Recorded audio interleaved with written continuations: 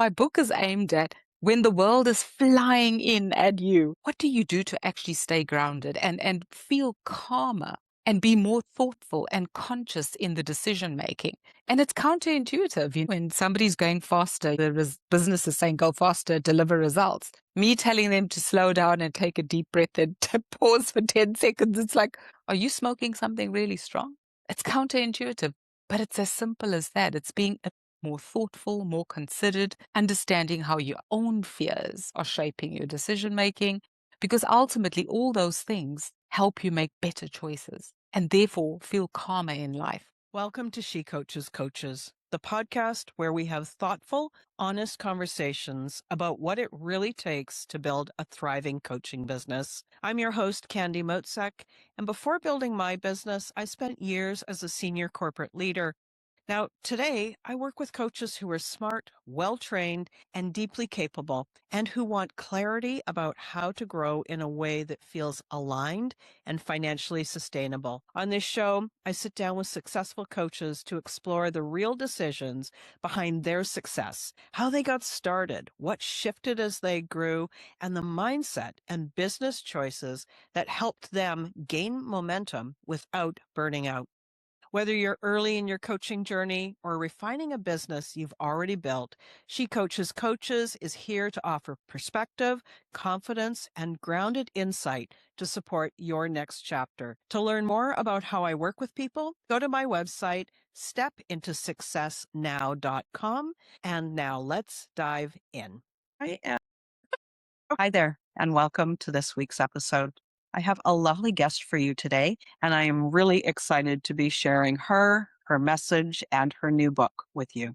Her name is Rochelle, and she spent more than 25 years working across 7 global organizations, including Unilever, GSK, Takeda, and Onsema, amongst others, leading people, strategy, in complex international environments. She's lived and worked in South Africa, the UK, and Switzerland, and she brings a cross-cultural lens to leadership and organizational change. She is the author of 2 Amazon best-selling books, not 1, but 2.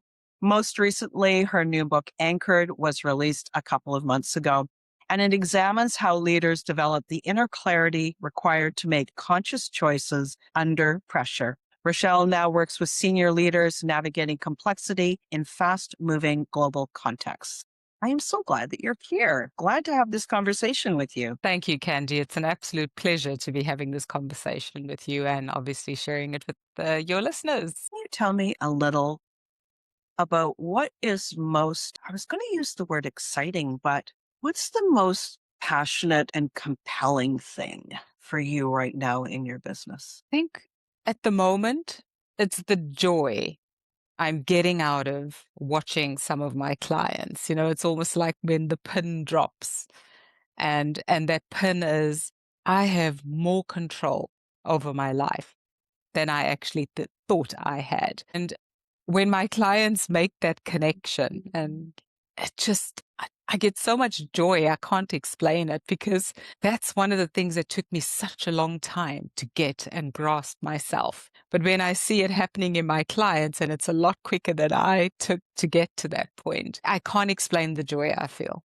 because it means I'm making a difference. And so that's giving me the most joy right now. So you're supporting your clients to take a similar journey to one that you've had. Tell me a little bit about that journey of understanding that you've got more control than you might at first think. Well, I wouldn't say I'm encouraging them to take a similar path, because I typically work with my clients starting with where they are, and I work with what's in the virtual room in most cases, or in the physical present room. But I would say that what is common between myself and the clients that I'm supporting is that a few of them are going through some pretty big changes personally in some cases.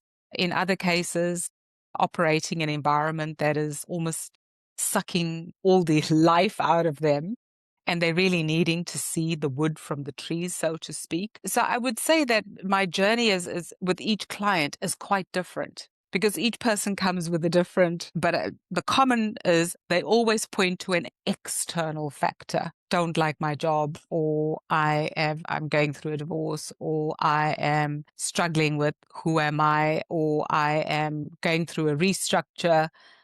And so with what I would say, presenting external stuff. And really, in my process, is I try to limit focusing on those external things. And I try to move them from looking at life through the lens of things, situations, context, and always bring it back to them. What does this mean for you? How is this showing up? How is this impacting you? What beliefs might this be touching on? So constantly pulling. And their process, I would say, is not very easy. And each client takes a different time to actually get to being comfortable with constantly going back to, and what's my role in this? How am I shaping this? What's my thought pattern that's affecting how I view the situation? And so I would say every client is unique. And each client actually gives me different challenges, but I would say they do have a lot in common. All focus on external factors, things that are out in the world that they have zero influence on. And it's sometimes very uncomfortable to go inside. And it takes me a few sessions. I cannot say it takes me in the first, sometimes up to the fourth or fifth session before we really digging into those emotions, those feelings that get manifested through their thoughts. So yeah, I would say it's different. I can't say I do a 360 and they do it like this, and then we go through these 5 sessions. I work with the client. What do you And their think that needs. 4 or 5 sessions to transform how somebody perceives their life? That's actually pretty quick because these are people that have success. They're not 15 years old, they're 40 or 50 or, nearing 60. They've got a lifetime of experience thinking that the outside thing is the thing. And so actually, it's kind of an amazing fast transformation. Think I would about it. Like in a month, you can do that? Wow. no, no, no, no, no, no. Maybe I oversimplified it. I don't think you have. I don't think you have. I think that that's the power of coaching.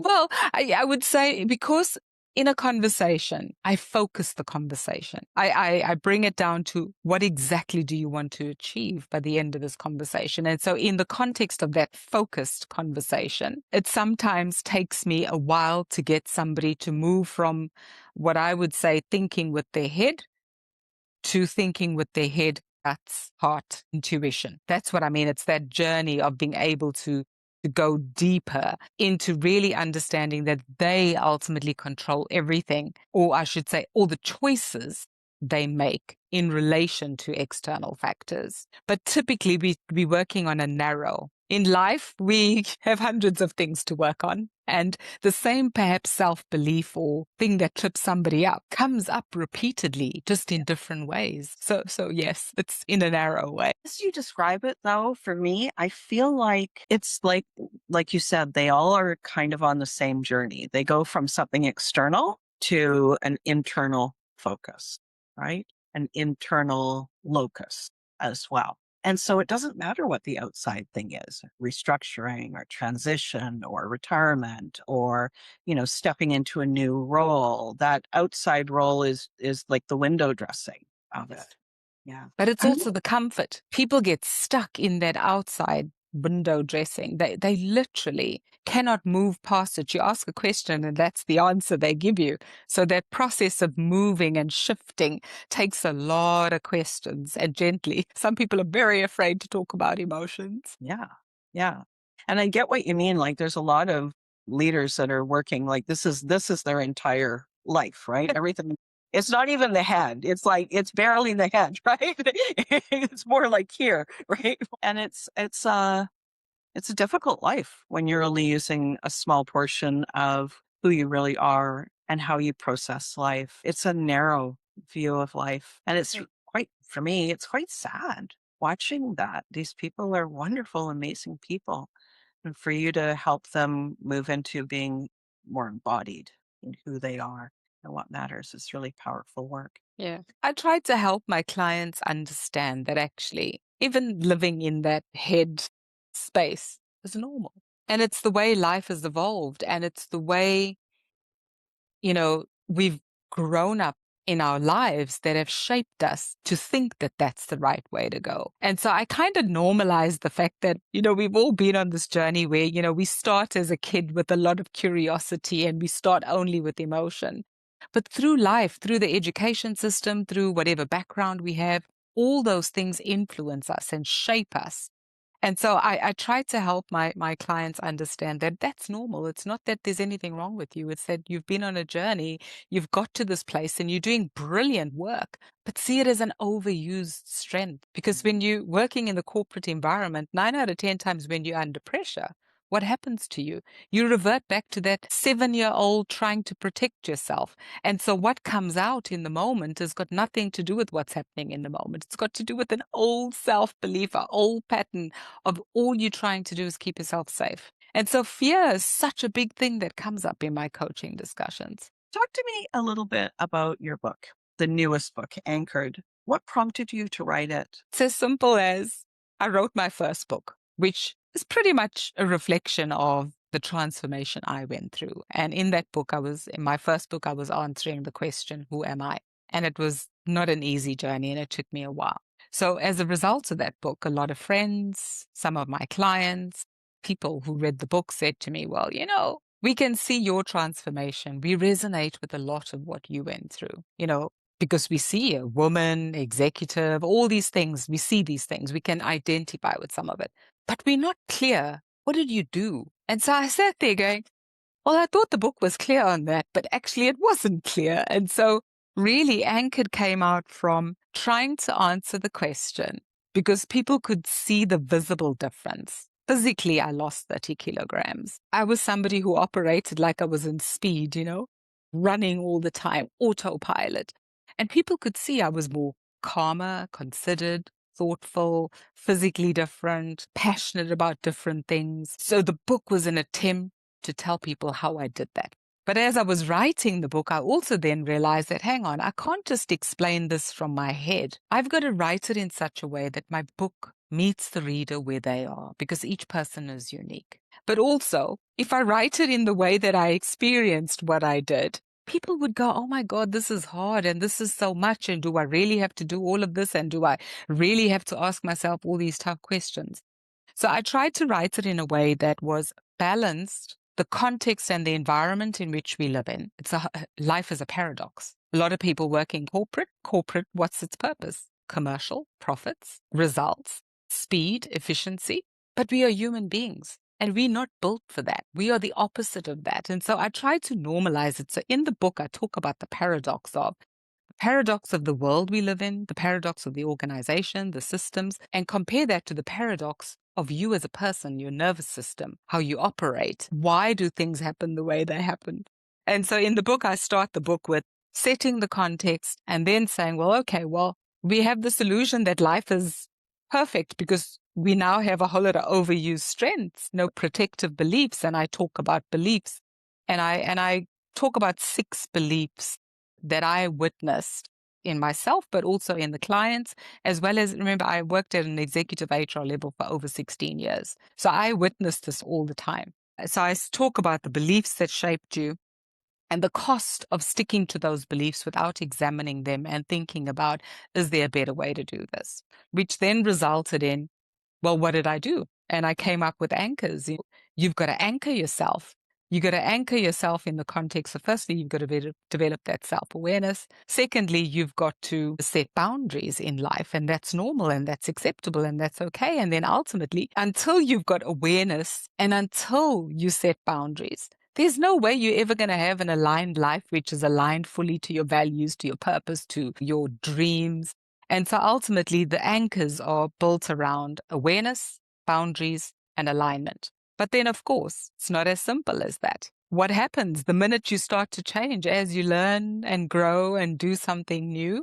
That voice in your head starts getting louder. So then I move on to talk about, well, what's the role that doubt plays in your life? Because as you try to change, doubt speeds up, it gets noisier. It becomes the fear. Your body is now working a bit better. You've now understood. You can sense things. But oh my goodness, as you're changing, you get more resistance. So I talk about the role of fear and how that stands in your way sometimes and that it's normal. And ultimately, it's a bit of like a mirror. It's not really, these are the 10 steps. It takes you through this narrative that I've just quickly talked you through. And then it ends with, at the end, it says, well, if you did three things, one, here's a self assessment. You can look in the mirror and ask yourself these 40 questions. Two, how do you deal with fear in the moment when it happens? And I use a simple analogy of a smoke alarm being a detector. A smoke alarm is a good thing. How do you know the difference between good fear versus bad fear? And then finally, I talk about if there's a third thing you do, it's live your life as a canvas. You own the brush, you own the colors, you own the texture, you own everything in your life. And it's up to you to paint this canvas that you live in. So it's not a book of tools. It's a story written in a coaching way with lots of vignettes of clients, as well as some obviously theoretical frameworks. It's steeped in neuroscience and a lot of psychology. So I've got little vignettes of research pieces, very short. And these are the three things you could do. That's the book. I've just given you a summary of the book, the 200 pages. I'm just thinking of all that went into creating this. Who's the ideal reader? Like the person that you just imagine, if I could just hand that book to them, who is that individual? Somebody who kind of senses that, is this it? I've got all these markers of success, financial freedom, family, but I'm not quite feeling myself. Or it's somebody, I really don't like what's happening right now. I can't cope in this crazy world. Being a leader today is insane. No longer do we have the luxury of a recession happening in a cycle. We've got geopolitical forces, economic issues, we've got constant restructuring, we've got AI, we've got technology changes.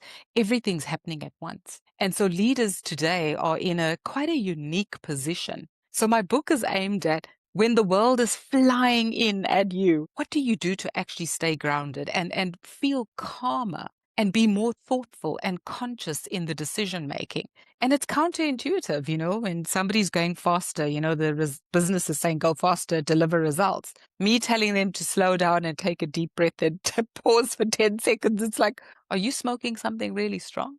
It's counterintuitive, but it's as simple as that. It's being more thoughtful, more considered, understanding how your own fears are shaping your decision making, because ultimately all those things help you make better choices and therefore feel calmer in life. At the moment, we're just running around like headless chickens, not me personally, because I've gone through my journey, but I still have to live my book, and there's still days when I kind of go, oh, have I earned enough this month to pay my bills? Of course, it never stops. But you can live in a calmer way and not live in the way a lot of people live, which is on autopilot. One thing just sort of to layer on, it's yes and. Yes, and if an individual can pause for 10 seconds, take that breath and just sort of slow down just a little bit. Even though it is a counterintuitive mood, it's got such a ripple effect to everyone around them. And sometimes that's the leadership skill that's needed, to set the tone, set a really constructive tone to help the people around you, whether it's leading up or leading down, doesn't matter, but just to create a safer space for people. Absolutely. First book, Who Am I? What was my journey? Second book, how do I explain the steps that I took, condense them, of course, over years of learning. So on this topic of awareness and then setting boundaries and having, I know it's tools, but it's really more than tools because it's an approach. It's a different approach. If there's a leader listening right now and they're in that mix, that crazy mix that's going on right now in the world, what would you suggest that they could do to make their world and their life better today? Know yourself. Be willing to look truly deep. And it's not easy to do it on your own, which is the whole reason why I wrote the book, because it's not an easy thing to do is to look inside. But for me, shine the light on all the things that you have, because I guarantee you, you have all the ingredients to make your life successful. We've just lost touch with all those great things that we have, all those great things that we brought into this world, because we're so busy chasing what society says is important as opposed to what's important to us. So for me, get to know yourself. Self-awareness, not at a superficial level, as in I need to slow down because I'm going too fast for my team. I'm talking about, do I know that when I respond, perhaps sharply or get irritated, do I know what's behind that irritation? Do I know what triggers me? Do I know what makes me go on autopilot? So it's not the surface level stuff, it's the stuff that sits behind the stuff. Your self beliefs. I have an emotional reaction. I can feel my heart beating. But do I know the feeling that I use to express why my heart is beating fast? I don't know how many times in coaching sessions I cannot get leaders to talk about feelings.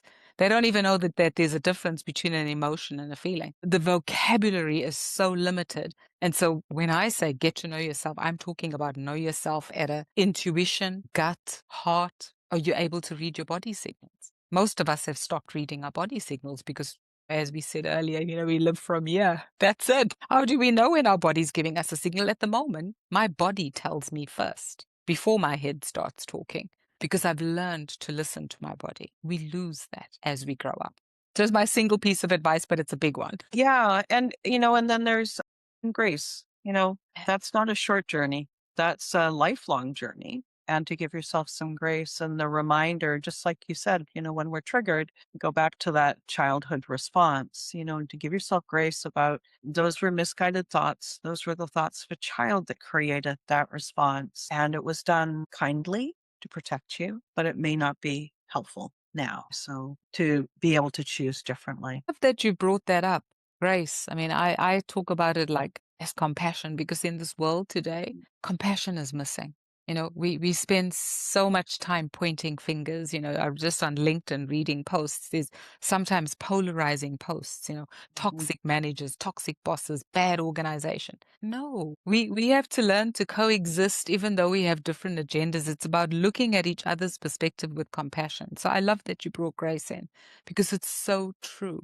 We just need compassion. But a lot of leaders I've learned have had to learn to have compassion for themselves first. So if you can't have compassion for yourself, it's no surprise that there's no compassion in the organization these days, or at least there's not a lot of it. So this journey that you're helping people go on, yes, it's the internal journey, but it's also transformative for them in their lives. And it's the other part of the journey is transforming these organizations from within, one person at a time. I wonder what's possible for organizations when they make a transformation like that. I think first and foremost, better decisions. Nowadays I see so many organizations, at least I don't physically, I don't sit in the boardrooms, but you read about it. So many decisions get made knee-jerk reactions. I can speak for some of the organizations I've worked in where we've restructured, but we've restructured more than once in a very quick succession. The last restructure hasn't even been embedded. People don't even know their roles, and we're introducing another restructure. So at the moment, I see a lot of leaders making decisions when we make, just using AI as an example. A lot of the decisions are made. We have to save money to invest in AI. But have you thought about the impact of that and the fact that you have six restructurings, one after the other? Basically, you've eroded all the trust in the organization. So the people who are left in the organizations after 6 rounds of restructuring and thousands of people being let go is survivor's guilt. These poor people are stuck with feeling, but also not trusting, am I going to be next? Yeah. Cannot tell you how many people I speak to are so afraid of speaking up because they are afraid they're going to be at the end of the next cut. So for me, decision making is fundamentally affected in this current world because we're making decisions without really thinking through the impact. And in some cases, just not even humane. I find it as an HR person unacceptable for anybody to get an email to tell them they don't have a role. I don't care if it's Or a 5,000 text. people. Or a It's text. it's not okay. It's not okay. You could have delayed that announcement and you could have, if you had to call people in a virtual town hall, at least have the courtesy to do it face to face. There is a whole disconnect, and it's not just fast decisions, but it's values. There's a difference in values. Oftentimes, the restructuring that I've seen are to make more money faster with a focus on only the next quarter's profits, not the annual. profit, not, the long-term viability of the organization. And so the initial question about we should restructure, but the initial question that started that conversation is often misplaced to begin with. Right? It's about, to me, it's about like eating, a quick meal, having a quick unhealthy meal just to fill your stomach, but not thinking that I need to nourish my body so that I even have a body. And so in the meantime, when trust is eroded like that and people are disposable, they're not humans, they're lines on a sheet and employee ID numbers that are just going to be taken off, then the next organization that they go to, they're not going to trust those organizations either. Once you've been betrayed, how do you ever come back from that feeling of betrayal? And it's to me, there's a real values disconnect between organizations and humans, and we have allowed it to go to that point. I don't know how it can turn the corner. I can Yeah. see the work that you do at the individual level, and I still have a disconnect between that and the organization because Oh, their yeah. measures are different. I mean, we have to accept if we want to work for an organization, it's driven by profit. We have to accept that. We can't change that. But as an example, I'll give you an example as to how I would have dealt with AI if I had a magic wand. We cannot change AI. And actually, AI is an enabler. But at the moment, when a lot of companies are making decisions on restructuring for AI, they do it in isolation, as you pointed out, for the short term profit. What they should be doing is saying, listen, we can't stop AI. AI is an enabler. What we've got to do is because actually the irony of it all, Candy, I've been attending AI courses and learning about AI myself. The single biggest shift or what's required for AI to be successful is grounded human beings who can make good decisions, who can be creative because AI is guided by humans. It's not Mhm. the other way around. But to go back to the example of restructuring, if you're going to restructure for AI, what you should be doing is saying, listen, we have to downsize because our business is a technological business and AI is going to be an enabler. But what we're going to do is, as commitment to the people impacted, we're going to set up a fund that will reskill and retool people for Mm. jobs that are required because AI is not going to happen without human beings. It just means it's going to be a different job. Of course, we cannot retain everybody with the changes to AI. But if organizations signaled that they treated people as human beings who are going to be impacted by reskilling, retooling, not just wiping out thousands of jobs and then 6 months later having to bring some people back. That's Yeah. not okay. So there are signals you can send that says, look, yes, we have to cut, but we are equally going to invest in the people impacted. Talking one organization to another, if I'm a technological organization, I can go and talk to an organization where some of my people with some of the skills they have are transferable and say, listen, let's form an alliance. If you're hiring, let's prioritize my people coming out of my restructure year for access to you where you're growing. So forming more alliances and partnerships. Now I may be talking about pie in the sky stuff, Candy, but none of this is crazy if you Yep. put the same level of thought that you put to profit behind thinking, how do we tackle? Because how's it going to be possible for millions of people to be unemployed? We've got to retool. Yeah. Yeah. Yeah. I could go on this for hours, Yeah. but I think I AI is understand. I think AI is a friend. It's how we are implementing those restructures that really has a lot to be desired. This is a values disconnect at the organizational level. And it's not like the work that you're doing with the individuals brings them present to their life, their values, who they are, creates better decision makers, wholer, more authentic and aligned individuals, which are able to create better organizations as a byproduct. When we place the organization's I'll say misguided priority ahead of the individual, there needs to be a little bit of retooling, I think, there between the two. Or to have people that are healthier, wholer, better decision makers can certainly help an organization have far more profit than just cutting people off at the knees, leaving people in a flap, and essentially betraying the human. Yeah, The exactly. I mean, I think there's more that organizations can do. So, for example, why did I write the book? I've written the book because as an HR executive, as a now certified coach that coaches people, I know that organizations cannot pay for everybody to be coached. So I've written the book in such a way that it's a resource that if you pick up and you read it, it's like a mirror and it gives you some guidance as to how you can become grounded, even as an individual that's at the end of the food chain, so to speak. So Mm, this is about everybody needs to be more grounded in this chaotic world. This book is written equally for somebody who's impacted by a restructure. Because the only way you can cope with some of these things is to know how do you show up? How do you deal with all of this stuff? So I believe that leaders today also have to do, do we need to spend so much money on executive development? I have been on the best executive development programs. I have done Hogan assessments, leadership circle profiles, Myers Briggs, name it. I was looking at my list of all the assessments I've done in my career. I've got about 40 to 50.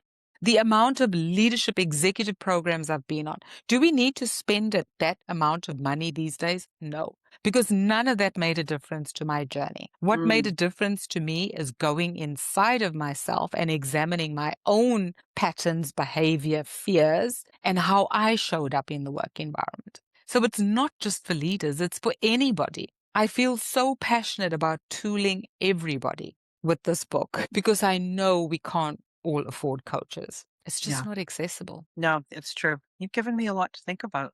Thank you. I appreciate it. And our time is almost done. So, as we get ready to wrap up, can you share how people can find out more about you? And as well, I know that you have a free gift that you've got for the listeners. Yeah. Well, my name, RochelleTro.com. I have a website. Everything you need will be on there, including a little button to click on to either book a call with me or just a conversation. I have regular free conversations to just help people think through things. Or you could contact me on LinkedIn. You could read my posts. I post 6 out of 7 days a week on this topic, very narrow. And I have my free gift is on my website, rochelletro.com. I have a resources page that's like a menu. You can go in and choose whatever resource works for you because we're all in different places. And you can get a copy of my first book and the journal that I've published for free on my website. Thank you, Rochelle. Very generous. So, everyone, big conversation today. And I hope the purpose of this conversation is to get you thinking, to think about what Rochelle has shared with us, think about this conversation. And for you, go inside. What is that next step for you in your level of awareness or responsibility or boundaries? Don't just listen to this conversation and then press next. Listen and apply it. Take one thing from here and integrate it into your life. I feel so honored to speak with you every week, and I appreciate you listening to us. So I hope that you have a wonderful week. Thanks so much for joining us. Thanks so much for listening to this episode of She Coaches Coaches. If this conversation resonated, take a moment to reflect on what stood out and how it connects to where you are right now. Coaching businesses grow through clarity and thoughtful choices, not pressure or hustle. If you'd like more support, you can learn more at stepintosuccessnow.com. I'll put the link in the episode notes. And if you found this episode helpful, I'd appreciate it if you would share it with a peer or colleague who would enjoy it as well. I appreciate you being here. Have a great day.